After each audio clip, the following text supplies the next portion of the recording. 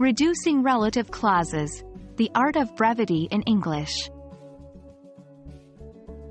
Hello, and welcome to a new exciting chapter in our English language learning journey. Today, we're going to explore an interesting and practical concept: reducing relative clauses. Specifically, we're going to identify when we can and cannot reduce these clauses. This will help you make your English more natural and efficient. Before diving into reduced relative clauses, let's do a quick recap. Relative clauses are used to provide additional information about a noun. They usually come after the noun they modify and are introduced by a relative pronoun like who, which, that, or whom.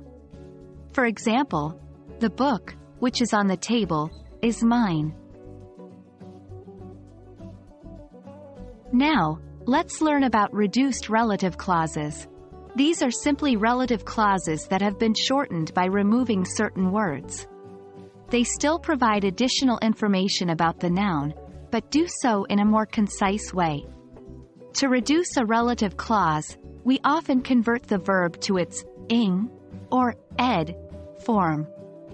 For example, the book, which is on the table, is mine, can be reduced to the book on the table is mine. The key to understanding when you can reduce a relative clause is to identify the type of verb in the clause. If the verb in the clause is active, you can often reduce the clause by turning the verb into its ing form. For instance, the man who is eating an apple is my brother can be reduced to the man eating an apple is my brother. On the other hand, not all relative clauses can be reduced. Generally, if the verb in the clause is passive or if the relative pronoun functions as the subject, the clause cannot be reduced. For instance, the apple that was eaten by the man is no longer here cannot be reduced because the verb is passive. Also, the man who loves apples is my brother cannot be reduced because who is functioning as the subject of the verb loves. That's all for today's lesson. Remember, practice is key. Try to identify relative clauses in your reading and see if you can reduce them.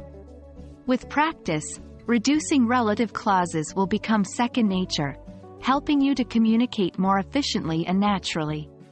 Thank you for watching, and as always, keep practicing and improving your English. We hope this video has been helpful, and we look forward to seeing you in the next one.